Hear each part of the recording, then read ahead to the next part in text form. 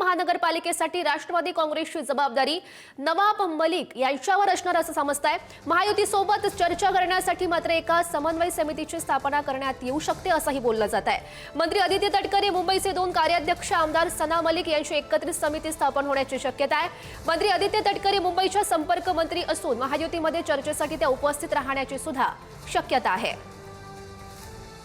मुंबई महानगरपालिकेसाठी राष्ट्रवादी काँग्रेसची जबाबदारी आता नवाब मलिक यांच्यावर असणार आहे। राष्ट्रवादीला महायुतीमधूनच लढावं लागेल। अजित पवार यांच्याकडे आलेल्या अहवालामध्ये हा उल्लेख करण्यात आलाय। राष्ट्रवादीला महायुतीमधून लढावं लागेल, अजित पवारांकडे असा अहवाल आलेला आहे, त्यामध्ये असा हा उल्लेख करण्यात आलाय। अजित पवार यांच्याकडे निवडणूक व्यवस्थापन समितीचा हा अहवाल सध्या सादर झालाय आणि त्यामधूनच राष्ट्रवादीला महायुतीमधूनच लढावं लागेल असा उल्लेख बघायला मिळतोय। आणि या सगळ्या संदर्भात अधिकची माहिती जाणून घेऊयात। आमचे प्रतिनिधी संदीप राजगोळकर सध्या आपल्यासोबत आहेत। संदीप, काय नेमक्या घडामोडी सध्या सुरू आहेत महायुतीच्या कोट्यात? राष्ट्रवादी काँग्रेसचा जो अहवाल सादर करण्यात आलेला आहे, म्हणजे सना मलिक यांच्यासह निवडणूक व्यवस्थापन समितीनं जो अहवाल उपमुख्यमंत्री अजित पवार किंवा त्यांच्या पक्षाचे अध्यक्ष म्हणून जो सादर केला आहे, त्यामध्ये असं म्हणण्यात आलेलं आहे की महायुती म्हणूनच मुंबई महापालिकेमध्ये निवडणूक लढवावी लागेल।